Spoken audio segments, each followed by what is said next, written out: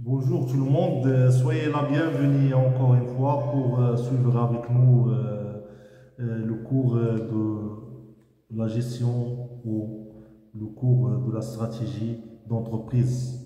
Nous avons déjà parlé dans les présentations générales du cours. Ce cours est destiné pour les étudiants, pour les cadres, pour les jeunes générations qui s'intéressent par le management stratégique ou par la stratégie de l'entreprise. Les compétences requises pour suivre ce cours, vous deviez savoir qu'est-ce que c'est que l'entreprise, et qu'est-ce que c'est que l'environnement de l'entreprise, aussi le processus de gestion, la planification, l'organisation, la direction et le contrôle. Aussi la prise de décision, quelles sont les décisions à prendre dans le temps réel ou à court ou à long terme. Aussi les principales fonctions de l'entreprise. L'objectif de ce cours, c'est de bien maîtriser les fondamentaux de la réflexion stratégique.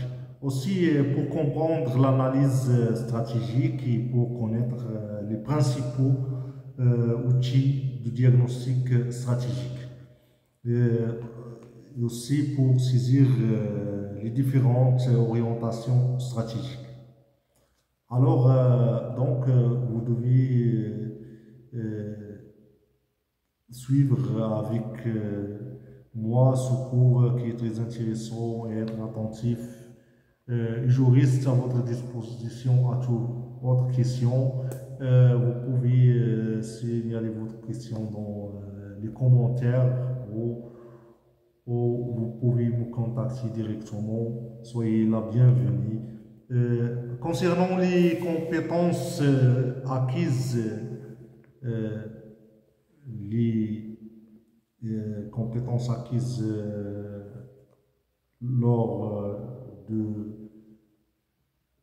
la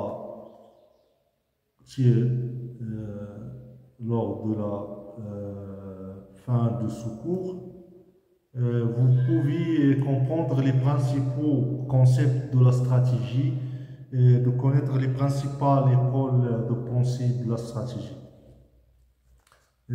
Comme nous avons dit, j'ai déjà vous donné le sommaire dans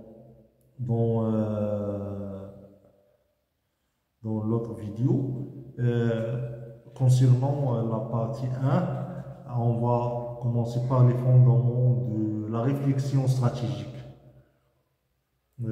Les objectifs de cette partie, c'est de maîtriser les concepts, les caractéristiques de la stratégie d'entreprise, assimiler les différentes approches stratégiques, connaître les principales écoles de pensée en stratégie. Concernant le premier chapitre, on va parler sur la stratégie d'entreprise. On va donner une généralité sur la stratégie d'entreprise. Puis les écoles de pensée en stratégie. C'est le deuxième chapitre. L'objectif du premier chapitre, c'est de définir la stratégie et la politique générale de l'entreprise. De connaître les composantes de la stratégie d'entreprise, de comprendre les différents niveaux de décision stratégique. Concernant le premier chapitre, on va commencer par une définition du concept de la stratégie. Puis on passe à les composantes de la stratégie et les niveaux de décision stratégique.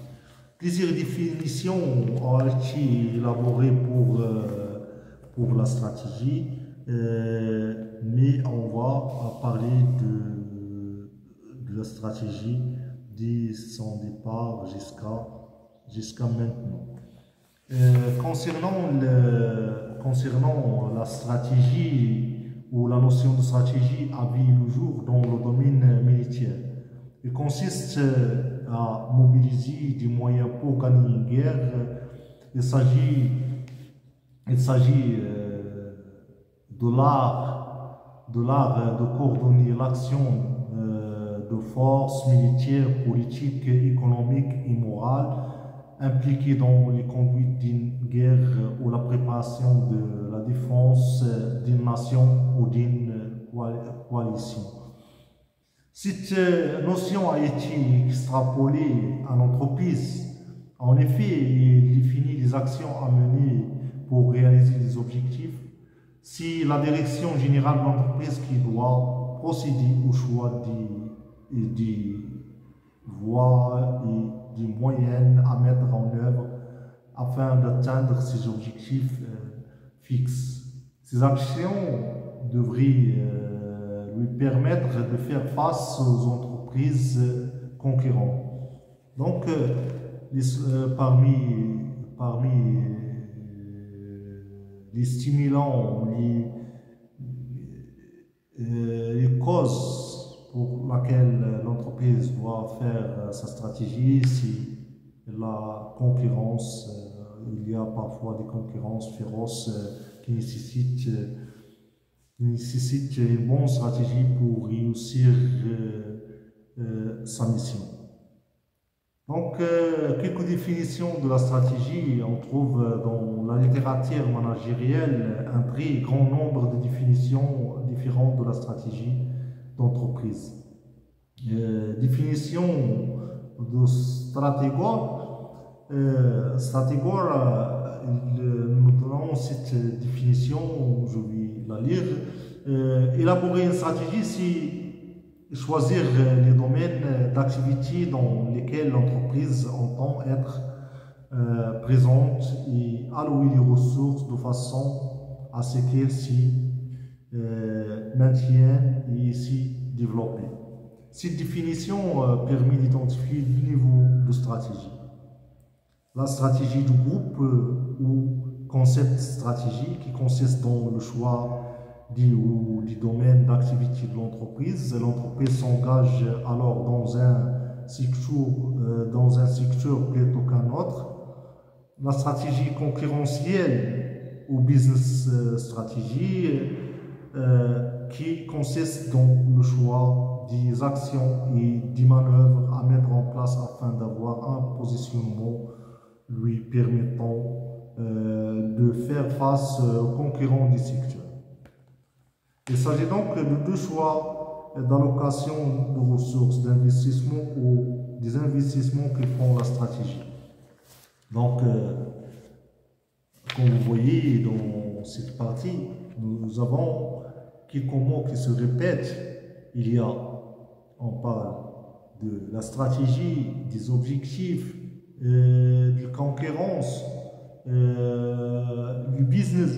Donc, tout ça est essentiel pour l'entreprise pour qu'il détermine sa stratégie. La définition de ces mots, il donne cette définition. La stratégie est l'ensemble des actions spécifiques devant permettre d'atteindre les buts objectifs en s'inscrivant dans le cadre de mission et de la politique générale de l'entreprise. Il consiste en deux phases. À préciser les activités spécifiques de l'entreprise, c'est-à-dire les couples marché-produit ou les triples produits, marché-technologie, sur lesquels l'entreprise concentrera ses efforts. Il consiste donc à définir le portefeuille d'activités de l'entreprise qu'il convient d'équilibrer en termes de rentabilité, de risque et de perspective de développement. Aussi, il consiste à préciser le mode de développement qui sera utilisé, c'est-à-dire l'expansion en volume, l'extension géographique, l'intégration verticale, la diversification des produits ou au contraire la focalisation sur une activité. Les choix stratégiques doivent être guidés par la recherche de synergie entre les activités de l'entreprise. En ce qui concerne la définition qui est donnée par Chandler, il a défini de cette façon la détermination des buts et objectifs à long terme d'une entreprise, le choix des actions et l'allocation des ressources nécessaires pour les atteindre. Donc, ici, il a parlé sur la détermination des buts et des objectifs à long terme. Toujours, il y a la stratégie suffit pour à long terme. Il y a des stratégies à court terme, mais la stratégie globale de l'entreprise, toujours à long terme. À long terme d'une entreprise, il y a le choix des actions et l'allocation des ressources nécessaires pour les atteindre. Il s'agit donc, d'après Chandler, d'un processus consistant à fixer les objectifs à long terme. C'est de fixer les objectifs à long terme, choisir le plan d'action adéquat permettant d'atteindre les objectifs fixes, allouer les ressources nécessaires afin de concrétiser le plan d'action. Donc, pour réaliser ou pour assurer qu'une stratégie va réussir, vous devez déterminer les objectifs, de faire un plan d'action pour atteindre les objectifs fixes et vous deviez allouer des ressources et afin de concrétiser ce plan d'action. Définition de Porter, il a défini la stratégie. La stratégie, c'est l'art de construire des avantages concurrentiels durablement défendables. M. Porter mis l'accent sur la notion de l'avantage concurrentiel pour lui. Une stratégie doit permettre à l'entreprise de construire, garder et développer un avantage concurrentiel lui coïncidant de faire face à la concurrence. Donc, comme vous voyez, nous avons vu dans la plupart des définitions, l'objectif c'est de faire face à la concurrence. C'est une stratégie pour faire face à la concurrence. Ainsi, nous pouvons résumer la notion de stratégie comme étant les moyens mis en place par l'entreprise afin d'atteindre les objectifs stratégiques fixes par les dirigeants, et ce pour se créer un positionnement favorable par rapport à ses concurrents. Il s'agit alors de répondre à 3 questions. Donc, pour quelle stratégie, pour n'importe quelle stratégie, on doit répondre à ces questions. Quel est mon métier? Donc, la société ou l'entreprise doit savoir quelle est son activité. Aussi, ils doivent savoir quels sont ses avantages concurrentiels et comment se développer. Quelques vocabulaires qui vous aident de savoir la notion de la stratégie. Il y a mission, à propos fondamental de l'organisation en rapport avec les valeurs et les attentes des parties prenantes. Il s'agit de raison d'être de l'entreprise, vision ou intention stratégique. Donc, il y a mission, vision, ou je vous rappelle que la mission, à propos fondamental de l'organisation, en rapport avec les valeurs et les attentes des parties prenantes. Il s'agit de la raison d'être l'entreprise. Concernant la vision ou intention stratégique, est à souhaiter l'aspiration de l'organisation, projection de l'avenir. Pourquoi je vais vous donner ce vocabulaire? Parce que ces mots se répètent dans le cours de la stratégie pour qu'on puisse être dans la même longueur d'onde pour comprendre tout ce que vous voyez dans ce cours. BIT, c'est un mot essentiel de la stratégie. Déclaration générale d'intention. Objectif, quantification, intention plus précise. Compétences distinctives, ressources, procédés, aptitudes qui permettent d'obtenir un avantage concurrentiel. Contrôle, c'est l'évaluation de l'efficacité de la stratégie et de réalisation, modification de la stratégie ou de réalisation nécessaire. Je répète ce vocabulaire parce que ce sont très intéressants dans notre cours de la stratégie. Mission. Mission, c'est-à-dire qu'il y a la mission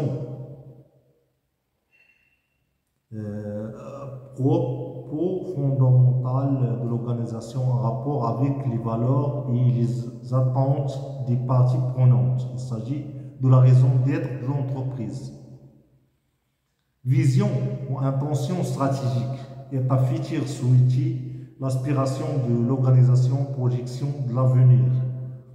But, déclaration générale d'intention. Objectif, c'est la quantification, intention plus précise. Compétences distinctives. Ressources, procédés et aptitudes qui permettent d'obtenir un avantage concurrentiel. Contrôle, évaluation de l'efficacité de la stratégie et des réalisations, modification de la stratégie ou les réalisations si nécessaire. Donc, ce sont des vocabulaires qui sont essentiels. Vous pouvez répéter le vidéo pour vous pouvez assimiler ou pour retenir ces mots ou les mots-clés que vous avez trouvés dans le cours de la stratégie. Donc, ici, on parle dans ce paragraphe, c'est la stratégie politique générale de l'entreprise. Toute entreprise est plus ou moins orientée par une politique générale exploitée ou non par le groupe dirigeant. Il est le fruit des motivations, de la formation et de la culture des dirigeants. Donc, toute entreprise est plus ou moins orientée par une politique générale explicitée ou non par le groupe dirigeant. Il est le fruit des motivations, de la formation et de la culture des dirigeants. La politique générale se définit comme l'ensemble des principes directeurs et des grandes règles et normes qui orientent en permanence l'action. Cette discipline a pour objectif de connaître les déterminants de l'entreprise en tant qu'acteur de la vie économique, expliquer ses comportements passés et orienter ses comportements futurs. Contrairement aux autres fonctions de l'entreprise qui ne concernent qu'un seul aspect, la politique d'entreprise considère l'entreprise comme une totalité. Il utilise des informations provenant des autres fonctions, mais se base sur ses propres méthodologies. Il traduit le libre arbitre du dirigeant d'entreprise, ainsi l'entreprise est libre dans le choix des objectifs généraux qu'il entend poursuivre et des stratégies qu'il développe afin d'atteindre ces objectifs. La politique générale s'impose à la stratégie en lui faisant des buts à atteindre, des contraintes et des critères à respecter et souvent formalisés dans les chartes d'entreprise. On passe au paragraphe qui parle sur les objectifs de la stratégie. Dans ce paragraphe, on saura quels sont les objectifs de la stratégie. La stratégie mise en place par les dirigeants de l'entreprise vise à rechercher, garder une compétence distinctive ou de savoir-faire différentiel, source d'avantages compétitifs et à garantir ainsi la compétitivité et la rentabilité de l'entreprise sur le long terme. Cela implique de comprendre l'environnement afin de modifier l'équilibre concurrentiel à son avantage. Donc, l'avantage de l'entreprise, c'est toujours chercher comment faire face à la concurrence, c'est la compétitivité. La stratégie mise en place par les dirigeants de l'entreprise vise à rechercher, obtenir et parler une compétence distinctive ou de savoir-faire différentiel, source d'avantages compétitifs à garantir ainsi la compétitivité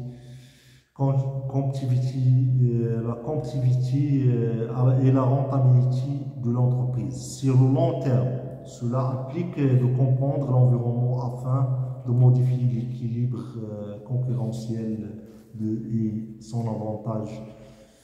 Donc, toujours, les entreprises cherchent à atteindre ces objectifs d'une manière ou d'une autre. Et pour qu'ils peuvent atteindre ces objectifs, ils doivent faire une stratégie qui se base sur une vision et détermine une mission qu'il va accomplir. Il englobe la conception et le pilotage d'action dans le but de saisir des opportunités tant internes qu'externes. Concernant une partie ou l'axe qui est très essentiel dans notre cours, c'est les composantes de la stratégie. Quelles sont ces composantes? On va les déterminer de cette façon. Il y a la stratégie délibérée et la stratégie émergente. D'après Mintzberg, la stratégie prend forme progressivement dans un flux continu d'actions. Certaines de ces actions sont planifiées et délibérées. Ils vont dans le sens des actions futures prévues pour les dirigeants. On parle alors de stratégie planifiée. Je répète, d'après Mintzberg, la stratégie prend forme progressivement dans un flux continu d'actions. Certaines de ces actions sont planifiées et délibérées. Ils vont dans le sens des actions futures prévues par les dirigeants. On parle alors de stratégie planifiée. D'autres répondent à des événements non prévus auxquels les firmes réagissent plutôt. Ils proviennent suite à des changements provenant de l'environnement et dont la prévision n'est pas possible. On parle là de la stratégie émergente.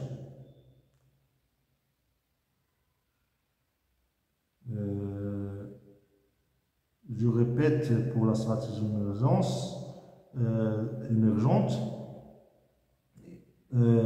ce sont des événements non prévus que les firmes réagissent. Ils proviennent suite à des changements provenant de l'environnement et dont la prévision n'est pas possible. Par exemple, le cas de Covid. Aucune personne n'a prévoir que le Covid va laisser des effets néfastes sur sa stratégie ou sur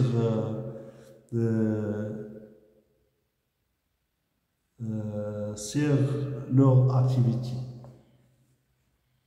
La stratégie déduite et la stratégie construite sont parmi les composantes de la stratégie. La stratégie déduite de l'environnement consiste à élaborer la stratégie en identifiant les opportunités résultant de forces externes qui s'exercent sur l'organisation en adaptant les ressources dont ils disposent de manière à en tirer avantage. Il s'agit de répondre plus ou moins bien à des besoins existants. Exemple, Nestlé rachetait les glaces aux ISA car la consommation est en augmentation. Et de comprendre les changements de comportement des consommateurs ou les différences qu'il y a selon les pays afin d'adapter sa stratégie locale à ces éléments. La stratégie est construite à partir des ressources et compétences, consiste à s'appuyer sur les ressources et les compétences de l'organisation afin de développer un avantage concurrentiel qui permet d'exploiter de nouvelles opportunités. Il s'agit d'identifier les ressources et les compétences qui pourront servir de la base à la création de nouvelles opportunités. Donc là, nous avons parlé sur la stratégie déduite et la stratégie construite. On passe de parler sur les niveaux de décision stratégique. Les niveaux de décision stratégique. Les décisions stratégiques constituent des décisions qui engageront la firme ou l'entreprise sur le long terme. Ainsi, ils sont souvent irréversibles et impliquent des changements structurels importants. La décision stratégique diffère selon le niveau hiérarchique.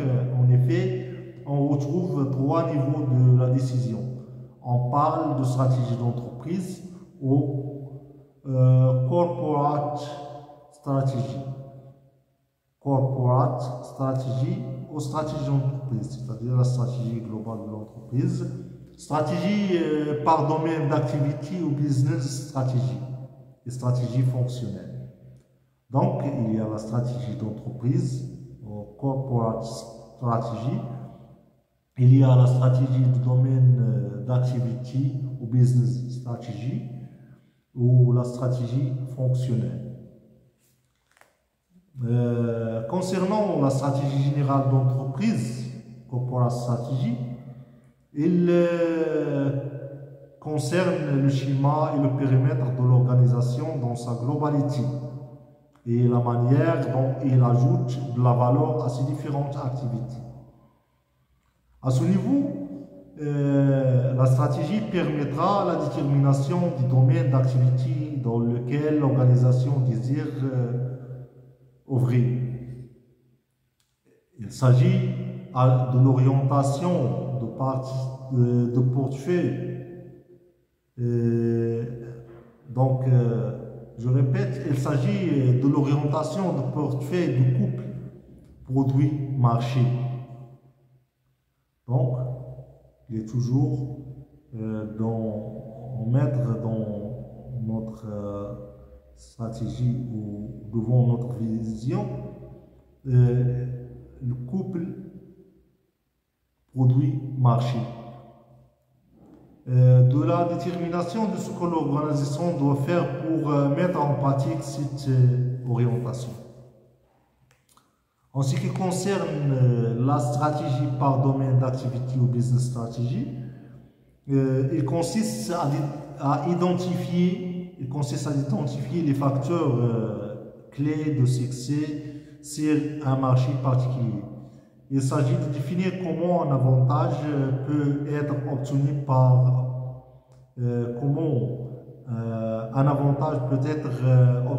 rapport à ses concurrents et de savoir quel nouveau marchés peuvent être identifiés ou construits. Donc, cette idée est très intéressante et essentielle, je vais la répéter.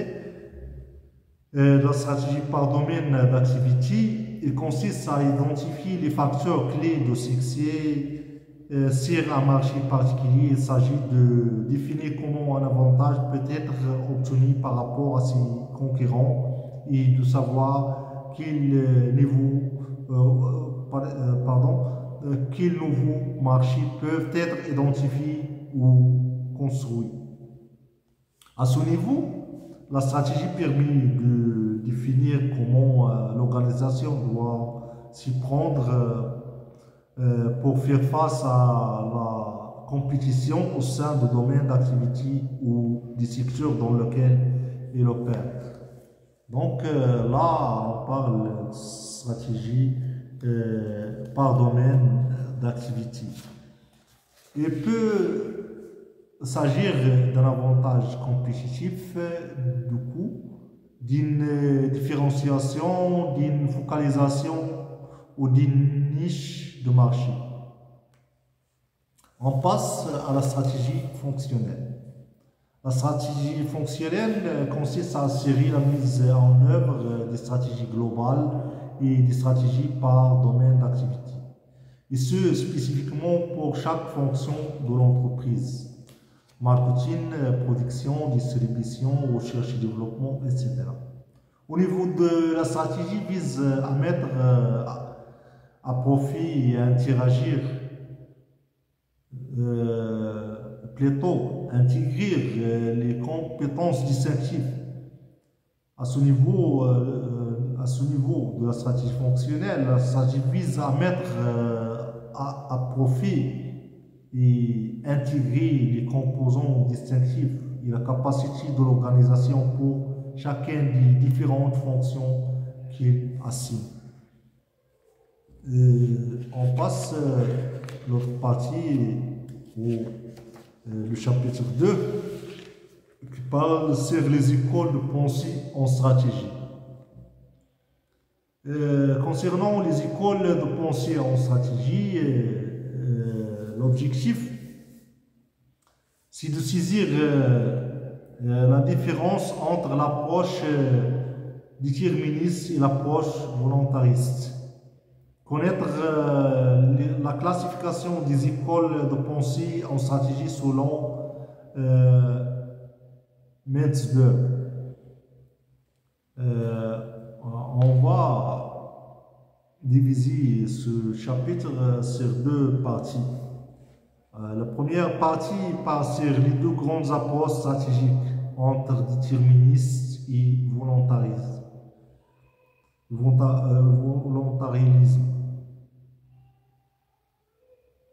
Volontarisme. J'ai dit que les deux grandes approches stratégiques entre les déterminisme et le volontarisme. Les écoles stratégiques selon Metzberg. C'est la deuxième partie de ce chapitre. Concernant les deux grandes approches stratégiques entre déterminisme et volontarisme, depuis les années 50, on assiste à une évolution dans la pensée en stratégie. L'évolution de ces approches provient de l'évolution de l'environnement des entreprises qui induit de nouvelles variables. On peut distinguer deux grandes approches,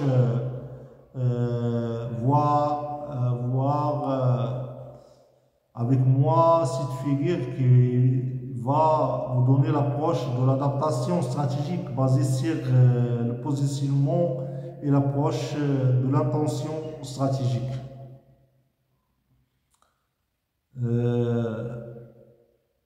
Stratégique basée sur le mouvement. Je vais vous montrer cette figure qui va vous donner quelles sont la différence entre l'approche du positionnement et l'approche de l'intention stratégique. Comment créer de la valeur plus que les concurrents? On utilise la méthode SALT, Strength, Weakness.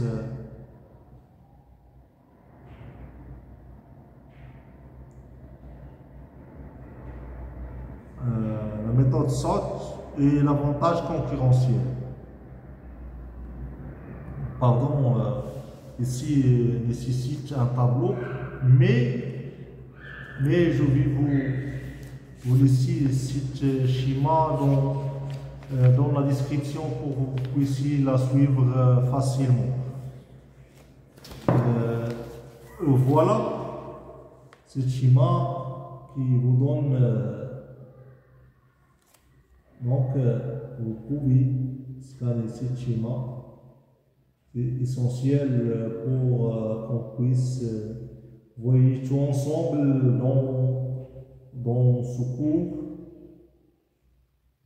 d'apprentissage. Merci pour votre attention et je reviens pour compléter avec vous la description de cette figure. Donc, la spécification des secteurs d'activité, selon la première approche du positionnement, nous devons savoir quels sont les points de fort et les points de faiblesse que nous avons dans l'entreprise, et on savoir aussi quels sont les avantages concurrentiels. La spécification des secteurs d'activité ferme portefeuille de tâches, s'adapter à l'environnement, on fait des analyses pour s'adapter à l'environnement, construire un avantage concurrentiel, c'est pour rivaliser, pour enlever les défauts et rivaliser avec les meilleurs. Et aussi, il y a être durable permettant d'améliorer, savoir le positionnement de la société par rapport aux concurrents. Alors, ce qui concerne l'approche de l'intention stratégique dans les années 80, il répond à cette question: comment créer de la valeur? Comment créer de la valeur? Il y a approche par les ressources, il y a la transformation permanente. Origine, c'est la spécificité de l'entreprise, ferme ou l'entreprise, portefeuille de ressources et compétences. Donc, les ressources et compétences sont essentielles pour le développement et pour réussir la stratégie de l'entreprise. Concilier les avantages concurrentiels multiples et non durables.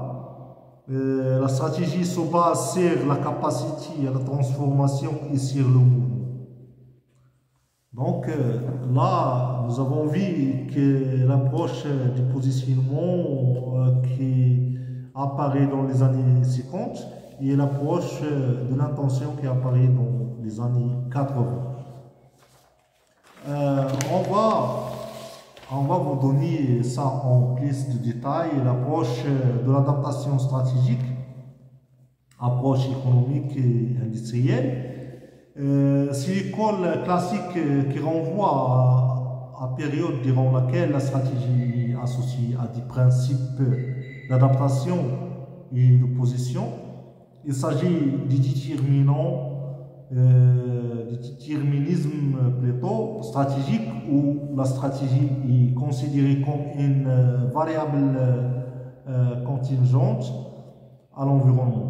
En effet, cette approche considère que la stratégie suppose une adaptation permanente à l'environnement pour acquérir un positionnement dominant sur le secteur et la défendre. Ainsi, la stratégie ne peut qu'être imposée par l'environnement de l'entreprise. On débute avec le modèle SALT.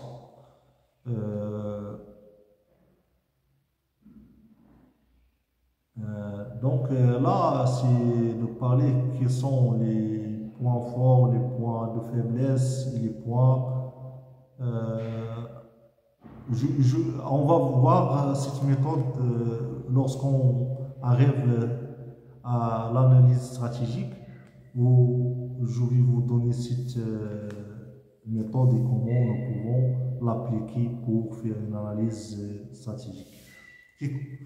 Donc, on débute avec le modèle SWOT qui constitue la base sur laquelle toutes les autres théories se développent. Ce modèle considère que la stratégie doit constituer une adaptation entre les opportunités et menaces de l'environnement et les forces et les faiblesses de l'entreprise. Donc, cette méthode, nous devons savoir les opportunités et les menaces, aussi quelles sont les forces et les faiblesses de l'entreprise. Et se prolonge par une réflexion sur l'avantage concurrentiel et s'achève avec Porcher, dont les travaux représentant la référence dans le domaine des stratégies de positionnement. En effet, la stratégie devrait permettre de construire et de garder un avantage concurrentiel durable permettant d'améliorer le positionnement de l'entreprise dans son secteur d'activité. Ainsi, la stratégie est considérée comme un moyen permettant à l'entreprise d'atteindre la position idéale de ses DAS par rapport à ses concurrents dans l'industrie. Il s'agit d'un positionnement unique et créatrice de valeur. Notez bien, cette approche s'inspire de l'économie industrielle. Il est également appelé l'approche économique et industrielle, c'est-à-dire l'approche de l'adaptation stratégique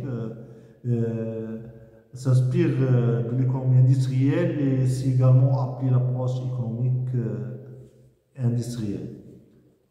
On passe à la deuxième approche, c'est l'approche de l'intention stratégique. Cette approche met en avant une conception de la stratégie et centrée plutôt sur l'intention et le mouvement. Il s'agit plutôt d'une vision volontariste de l'entreprise. Avec ses spécificités, ressources, compétences, connaissances, peut agir sur son environnement. La stratégie vise dans ce cas à la transformation permanente des jeux concurrentiels et des capacités de l'entreprise. Contrairement à l'approche classique, cette approche se base sur la spécificité de l'entreprise et non sur le secteur d'activité dans lequel il se trouve. Il considère d'une part que l'entreprise doit concilier des avantages concurrentiels multiples et non durables. D'autre part, l'objectif de la stratégie n'est plus l'adaptation aux conditions de la concurrence, mais leur transformation et leur renouvellement. Cette approche débute par le courant de l'intention stratégique, l'école basée sur les ressources, et propose une conception radicalement opposée à l'adaptation stratégique. À partir de ses propres ressources de compétences centrales, une entreprise peut transformer les conditions de l'environnement en identifiant les ressources et compétences clés, les évaluer dans les contextes environnementaux de l'entreprise, ensuite les développer et valoriser dans le cadre d'un apprentissage individuel et collectif. Une ressource clé active spécifique de valeur rare, difficilement imitable, non substituable et difficilement transférable.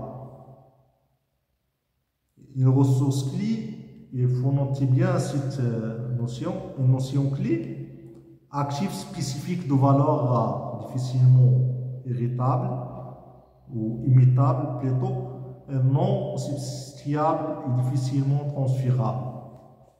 Le courant de l'intention stratégique s'est développé récemment pour intégrer le concept de la transformation et du mouvement.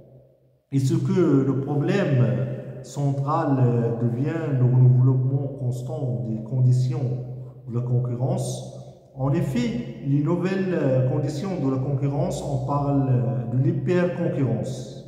L'hyperconcurrence, c'est-à-dire qui plaît ou trop plus que la concurrence. Explique cette évolution et rend la transformation permanente nécessaire. Donc, la stratégie ou les écoles stratégiques se diffèrent, mais elles restent toujours de faire face à la concurrence. Concernant les écoles stratégiques selon Metzberg a classifié les approches de gestion stratégique en 10 écoles. L'école de la conception, la créativité au pôle du projet.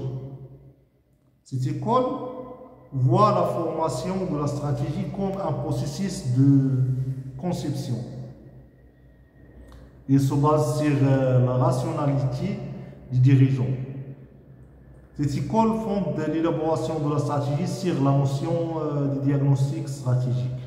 Ainsi, l'élaboration d'une stratégie consiste à trouver la meilleure adaptation possible entre les forces et faiblesses intenses et les menaces et opportunités externes. Concept bien connu, l'analyse SWOT.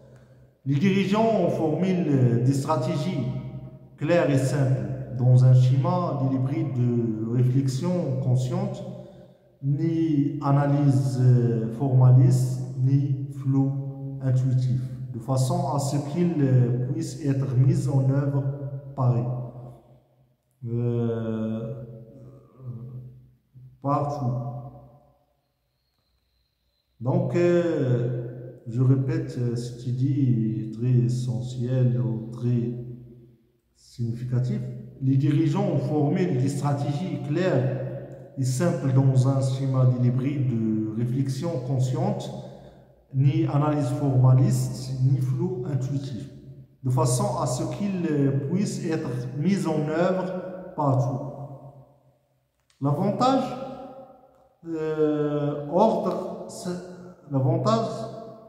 il y a l'ordre, la simplicité. Cette approche convient aux environnements relativement stables, idéalement habillés par un leadership visionnaire fort. Limite de cette idée stratégique, la simplification peut déterminer la réalité.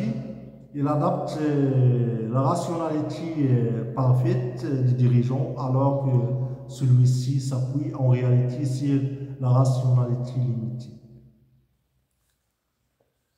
Donc, les limites que nous avons dit, la simplification peut déformer la réalité. Il adapte la rationalité parfaite du dirigeant alors que ceci s'appuie sur une réalité, sur la rationalité limitée. L'école de la planification, cette école voit la formation de la stratégie comme un processus formel. Il répond pour l'essentiel les hypothèses de l'école du projet, sauf une qui a son importance. Le processus stratégique n'est pas seulement cérébral, mais formel. Décomposable en étapes distinctes, délimitées par des checklists et taillées par des techniques, objectifs, budget, programme et plan opérationnel. L'équipe de planning stratégique remplace de fait les dirigeants qui n'appliquent qu'une intervention marginale. Loi de je rappelle, loi de stratégie est considérée comme un processus objectif. organisé et planifié dans ses moindres détails. La contribution donne un sens clair à la stratégie. Un axe auquel tout le monde peut se rallier permet une bonne répartition des ressources de l'entreprise, ce qui est un des fondements de la stratégie. Les analystes peuvent prévisualiser les faits et juger les stratégies élaborées, permet aussi un contrôle, exemple poste de la réalisation sur base de ce qui avait été planifié. Limite, lenteur du processus de planification, lenteur du processus de mise en œuvre, prise de pouvoir de l'équipe de planification, inadaptée aux situations d'incertitude peut entraver l'émergence de certaines stratégies en les masques. L'école du positionnement. Cette école voit la formation de la stratégie comme un processus analytique par l'analyse de l'industrie, du secteur et dans la concurrence. La stratégie va déterminer un positionnement, choisir un endroit où le potentiel de développement est le plus élevé, le positionnement. Ici, principalement vu en termes de produits marchés. Si Michael Porter, qui a donné son élan à cette école en 1980, dans la folie d'autres travaux réalisés sur le thème de positionnement stratégique, tant dans le monde universitaire que dans celui des conseils, notamment par le Boston Consulting Group. Pour cette école, la stratégie se réduit à un certain nombre de positionnements génériques, choisi par le biais d'une analyse formelle des situations. Cette littérature s'est développée dans toutes les directions, englobe les groupes stratégiques, les chaînes de valeur, la théorie du jeu et d'autres encore, mais toujours avec une tendance analytique. Il place l'activité dans le contexte industriel et regarde comment l'entreprise améliorer un positionnement stratégique dans cette industrie. L'avantage particulièrement utile au premier stade de développement de la stratégie quand les données sont analysées. Les limites négligent l'influence de la politique, la culture, les faits sociaux. Il est plutôt orienté vers les grandes sociétés orientées chiffres. Il nous reste des autres écoles. La quatrième école, l'école entrepreneuriale. Le courant entrepreneurial axe le processus stratégique sur le dirigeant de l'entreprise et insiste sur l'importance de la prise en compte des mécanismes mentaux. L'intuition, le jugement, la sagesse, l'expérience, etc. dans le processus de décision stratégique. Les stratégies sont plus des projets, des plans ou des positionnements précis, mais des visions floues ou des perspectives en général exprimées de façon imagée. Au travers de métaphores, il se base sur la vision, donc les stratégies se basent sur la vision, c'est-à-dire la représentation de la stratégie qui se crée dans le cerveau des dirigeants et qui constitue la ligne directrice de la stratégie. La contribution, une vision claire et un patron visionnaire aident les organisations à naviguer en cohérence dans les autres troubles. Particulièrement dans ces débuts ou dans les années très difficiles pour l'organisation, parce que dans ces circonstances, le leadership est fondamental pour que tout le monde rame dans la bonne et même direction. On est libre dans les grandes lignes, mais on est souple et réactif dans la mise en œuvre. Limite, la navigation d'un cap prédéfini pour aveugler quelqu'un sur des dangers ou des développements potentiels inattendus. Est-ce que l'on dispose des bons leaders? Le bon leader est essentiel pour la réussite de la stratégie. Possédant toutes les qualités requises, est-ce que ce leader ou ce dirigeant possède toutes les qualités requises? Les leaders entrepreneuriaux et visionnaires ont une tendance à aller trop loin. Être président est un travail extrêmement exigeant dans cette perspective. Donc, pour l'école entrepreneuriale, je cherche toujours les leadership et non les dirigeants autoritaires. On passe ici, cinquième école, l'école cognitive. L'école cognitive, cette école vont la formation de la stratégie comme un processus mental. L'intérêt porté sur l'organisation des stratégies qui se développe dans l'esprit humain sous forme de schéma de base, de modèles ou de cartes. Est-il possible de comprendre le cheminement de ces processus mentaux? Le courant cognitif sert à bâtir des stratégies sous forme d'interprétation créative plutôt qu'à retracer la réalité de façon plus ou moins objective. Cette école analyse comment les personnes perçoivent les modèles, les processus d'information. Il se concentre plutôt sur qu'est-ce que c'est produit dans l'esprit des stratégies et comment il traite l'information. Donc, on cherche toujours dans cette école cognitive qui se produit dans l'esprit de stratégie et comment il traite l'information.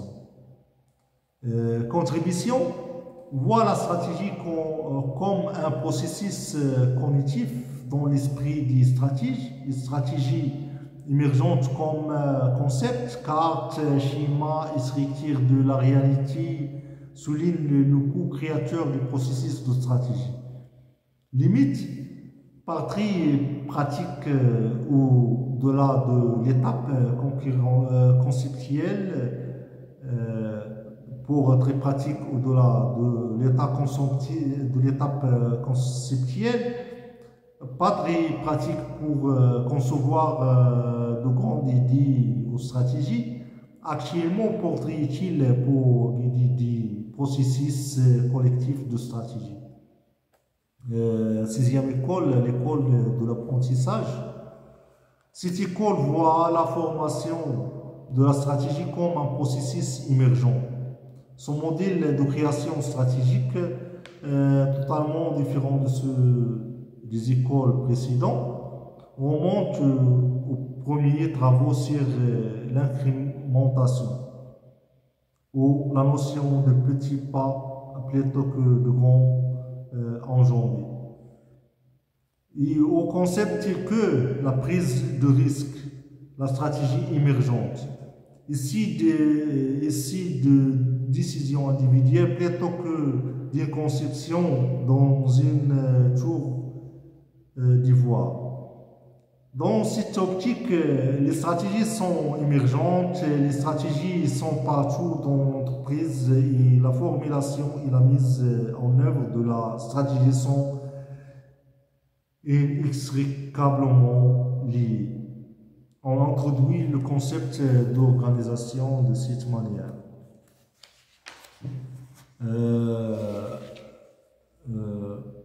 Apprenante, il n'y a pas de séparation entre le processus de la formulation de la stratégie et le processus de la mise en œuvre. Le monde est trop complexe pour permettre à des stratégies d'être développées d'un seul trait. Le monde, comme j'ai dit, j'ai bien dit, le monde est trop complexe pour permettre à des stratégies d'être développées d'un seul trait, comme plan ou vision claire. Par conséquent, les stratégies doivent émerger dans de petites étapes car une entreprise apprend. Toujours l'entreprise dans un train d'apprentissage. Il ne dit jamais qu'il arrive à la réalité ou que c'est la fin de l'apprentissage pour faire face à ses travaux, pour faire face à sa stratégie, pour réussir, pour envers le marché. Contribution offre une solution pour traiter la complexité et l'imprévisibilité dans la formation à la stratégie. Limite, cette école pourrait mener à n'avoir aucune stratégie ou juste à faire face de manœuvres tactiques, en brouillant tout ou à la dérive stratégique par du tout utile pendant les crises, par très utile en conditions stables. La prise de beaucoup de petites mesures sensibles ne s'ajoute pas nécessairement pour mener jusqu'à une stratégie totale saine.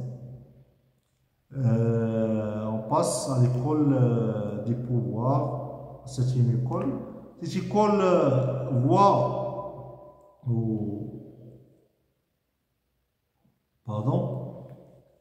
cette école voit la formation de la stratégie comme un processus de négociation, c'est-à-dire l'école du pouvoir. Il s'agit d'un courant de pensée qui considère deux pouvoirs.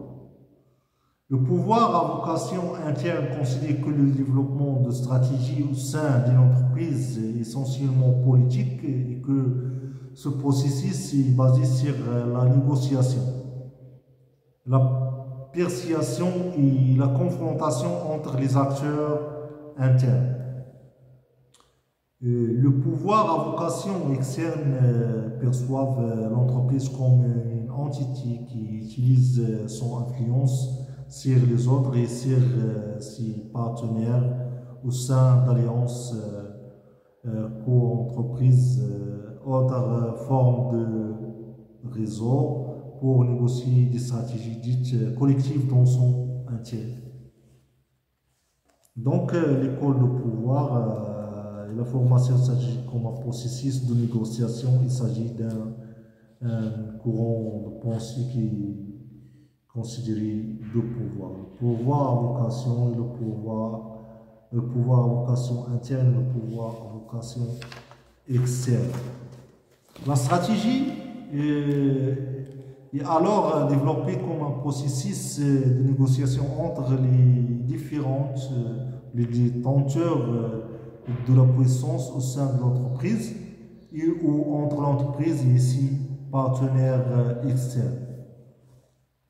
Contribution pour aider à s'assurer que tous les aspects d'une question vont entièrement discuter, peut aider à travers des obstacles au changement nécessaire pour aider à déterminer des résistances après qu'une décision soit prise, particulièrement utile comme comprendre des alliances stratégiques volontaires et pour faire une analyse de partenaires.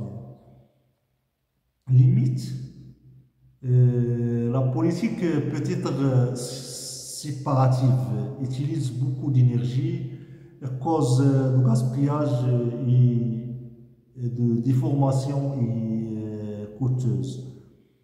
Peut mener à des aberrations, peut mener à n'avoir aucune stratégie ou à faire juste des manœuvres tactiques. Embrouillant, toujours, exagère le rôle de la puissance dans la formation de la stratégie. On passe à la 8e école, l'école culturelle. Cette école voit la formation de la stratégie comme un processus collectif. En fait, la culture est un élément central et la stratégie, il intervient dans le processus d'élaboration de la stratégie et constitue une source de l'avantage concurrentiel car difficilement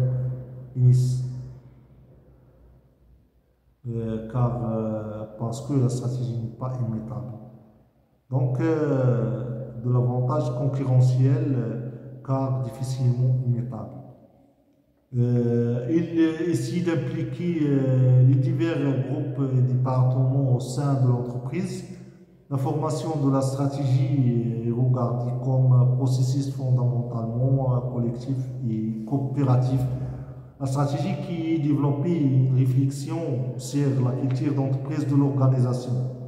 Contribution souligne le rôle crucial que le processus, les conventions et les valeurs sociales jouent dans la prise de décision et dans la formation de la stratégie, peut également contribuer à gérer le processus de fusion et acquisition. Limite de cette stratégie ou de cette école, vague peut alimenter des résistances au changement et peut être avisée pour justifier le statut, car la station ou la situation plutôt initiale avant le changement. La situation initiale avant le changement.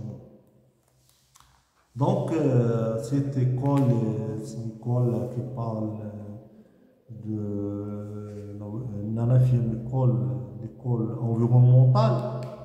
Cette école voit la formation de la stratégie comme un processus réactif.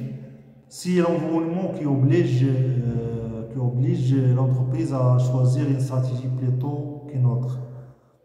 Ce sont les forces extérieures à l'entreprise, qui constituent le véritable acteur de la stratégie. Ainsi, soit l'entreprise s'adapte à l'environnement, soit il disparaît. Cependant, l'école environnementale mérite que l'on y prête attention pour l'éclairage qu'il apporte sur les exigences liées à l'environnement. La stratégie est alors une réponse aux défis imposés par l'environnement externe. L'environnement n'est plus considéré un facteur.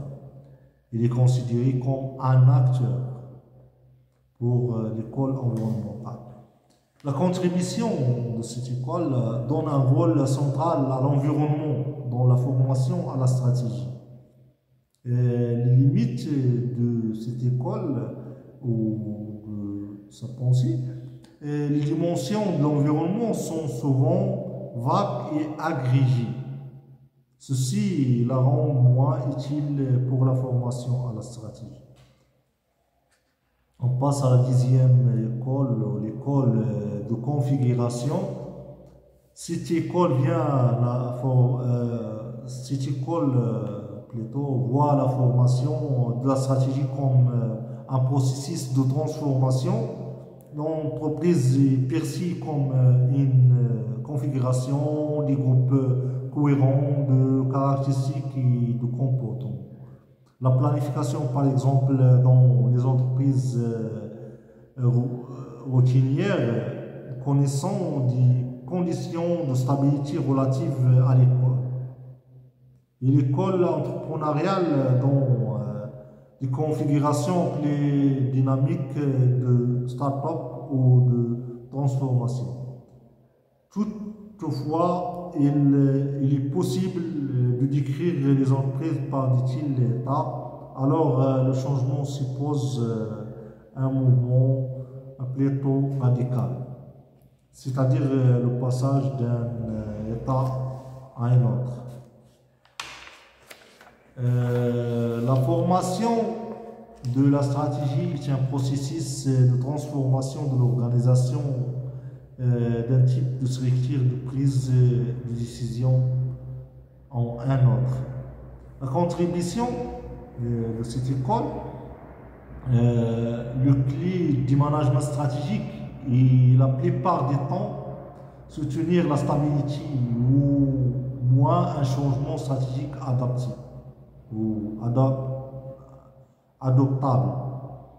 Mais périodiquement, il y a un besoin de transformation et pour être capable de gérer ce processus sans détruire l'organisation, la voie de la formation de la stratégie doit s'adapter à sa propre époque et contexte alors qu'il prend de plusieurs des différentes mentionnées. Par conséquent, la formation de la stratégie mène à des configurations.